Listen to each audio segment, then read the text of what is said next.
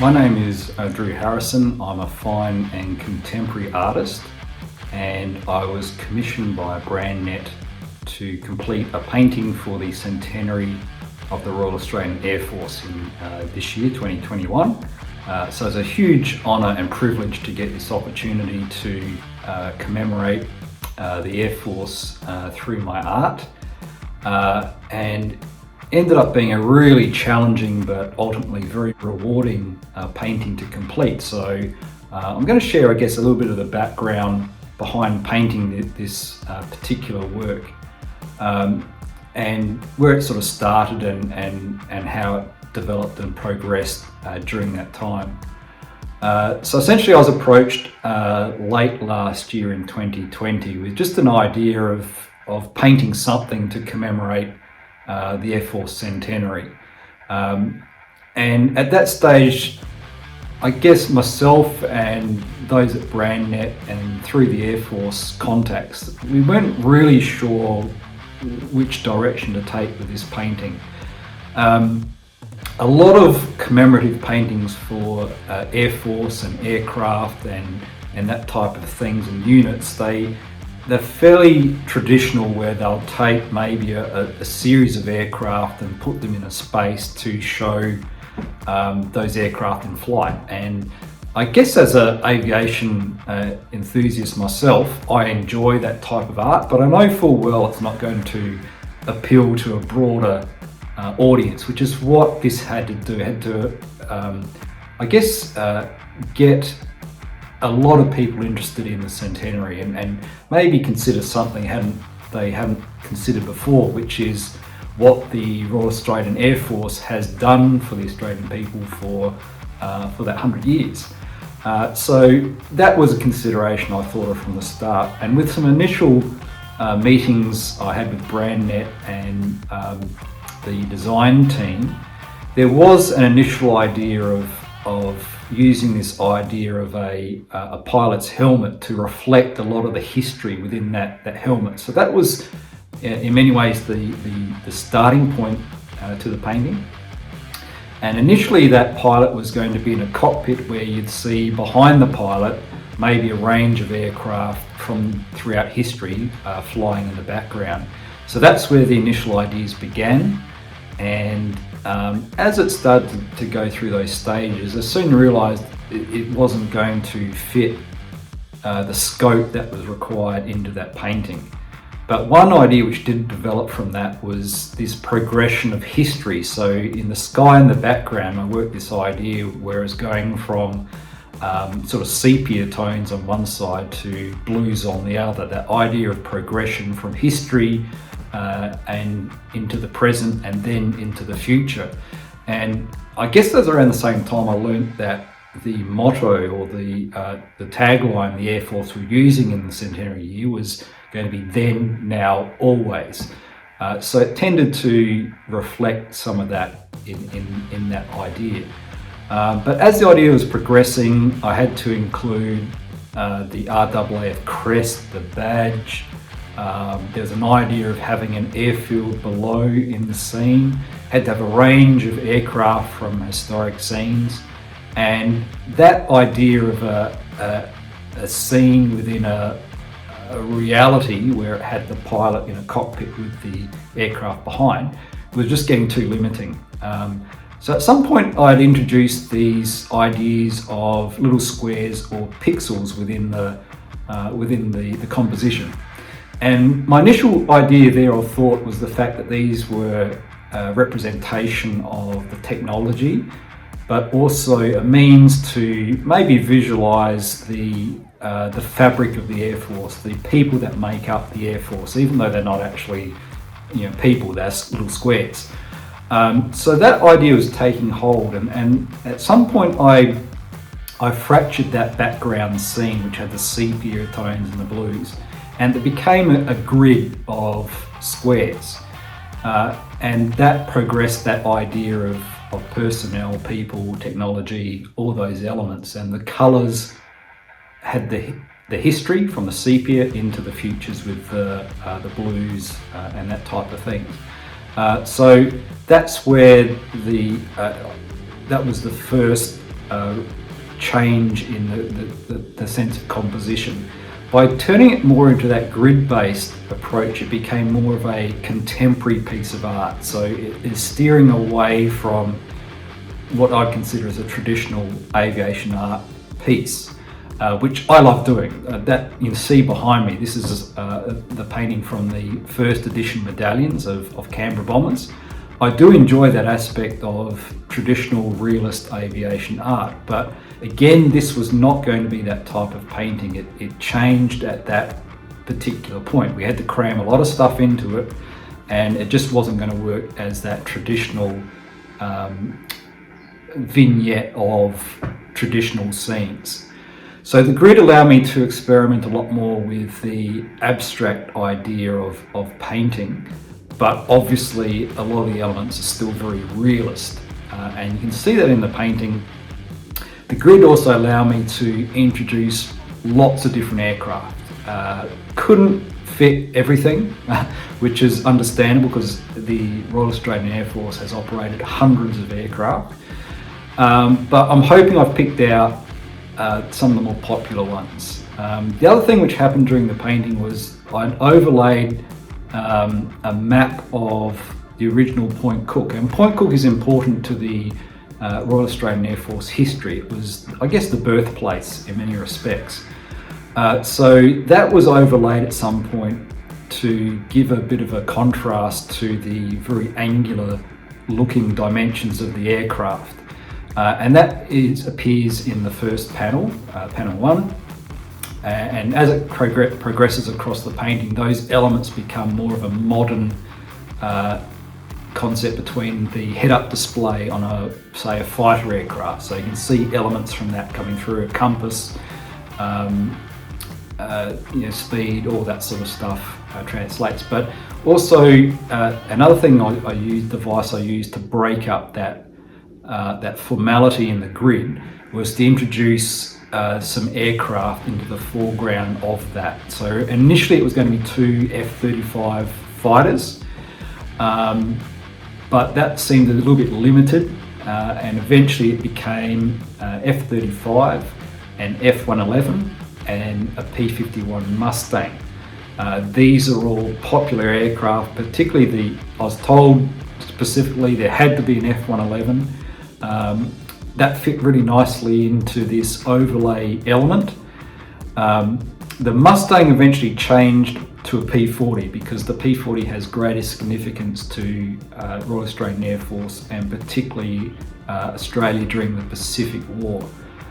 So those three elements fit in nicely with the original pilot concept which remained, and it gave this layering effect which separates it from being fairly flat with the grid that's below. So it's got different dimensions to it, which again was an important aspect of the painting. The pilot, as it remained, initially I went with the helmet and visor and F-18 pilot, which was a much more dynamic shape to work with. The helmet on modern day fighters is understandably very important and very expensive bit of kit, but from an artistic point of view they don't look great when you reproduce them because they look massive to the pilot. So I had to do a bit of working around to make that shape work within that frame.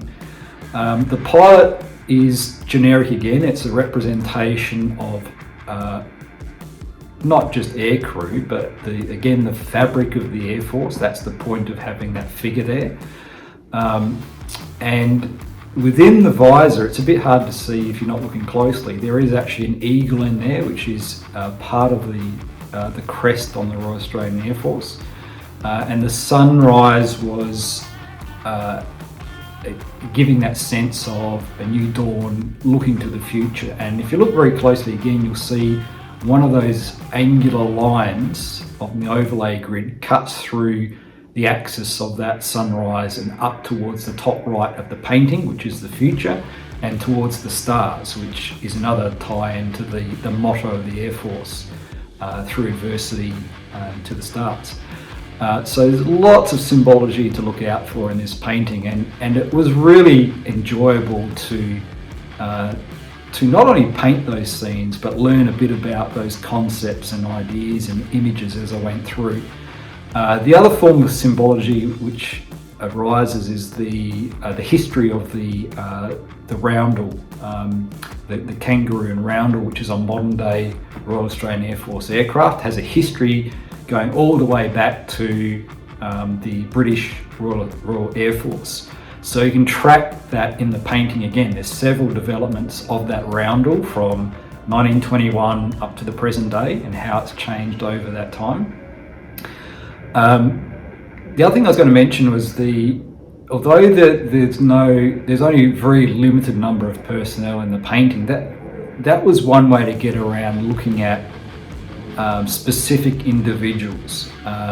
So initially the aircraft and the square grids that are there, that was going to be my representation of the personnel, all those elements that make up the service. But when the Point Cook scene ended up in the painting, that's down in the bottom left, it gave a nice sort of nod to history, and it was sort of left at that on the initial design concepts. But because the idea became, it had to be completed in a very short time frame, and as we're going through liaising with the Air Force, with the Chief of Air Force as well, there's a real requirement and request to include a similar modern day scene, I guess, to show some of the progression in diversity, but also how the role of the Air Force has changed in all that time, how it represents lots of different things. So although it was a nuisance when I was painting it, I had to change an idea and concept as I was working through, I think now it's become a much more rounded scene. So the Point Cook scene is on bottom left, and on the bottom right there's a companion scene of a transport aircraft, probably loading for a humanitarian type of role, but showing all the crews working together and showing what the current service does. And the perspective is very similar on both those two corners, and I like to think if you actually put the two together, that almost looks like the personnel are sort of communicating with one another through that 100 years of history. So that was a nice little touch to add to the painting. The aircraft I mentioned is important to show a number of different aircraft. I couldn't fit them all in, so yes, I've had complaints about, where's the Beaufort? Where's such and such? Well, I couldn't fit them all in. So I've picked out the popular ones. I've tried to have a range of fighters, bombers, transport, VIP service aircraft. So there's a whole range in there. And I'm sure there's 40 aircraft. There's one double up. I know I've been told about that. The F-111 appears twice. Nothing wrong with that, but there should be 40 aircraft there, so you can count them out, and they represent different eras and different squadrons throughout that time. Also within the painting, there's the Centenary logo, which had to be included. There were great discussions about where it should go. It was originally going to be a patch on the pilot's arm. I was told that was not entirely correct, and it's the same with the RAAF crest. That was going to be a patch on the arm. I actually painted that, and as we went through, decided no, it couldn't go there. And originally there was a 100 in the middle panel, and the top right, and that's where the crest ended up, which I'm much happy with. I think it looks great up there.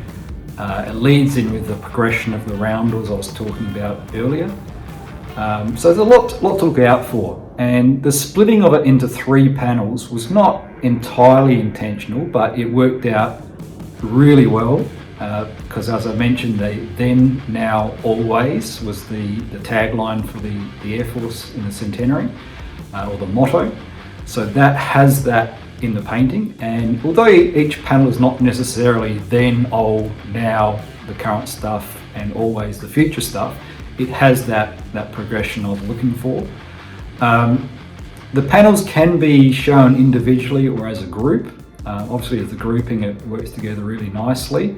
The colours change a little bit between each panel, but the other nice thing the symmetry I was quite pleased with is the fact that each panel has 10 by 10 squares, so it works on that grid. So if you do your calculations, that's 100 per panel, which again, that nice tie-in to the 100 years, the centenary.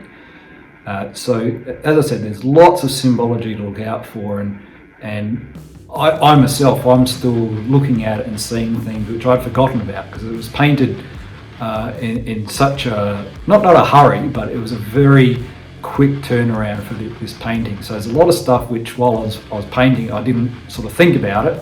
But now that I look back on it, I can see a lot of stuff which I'm pleased made it into the painting, and I guess the wish is that it translates that 100 years of service for the Royal Australian Air Force and for all of those the personnel who have served and sacrificed during that time.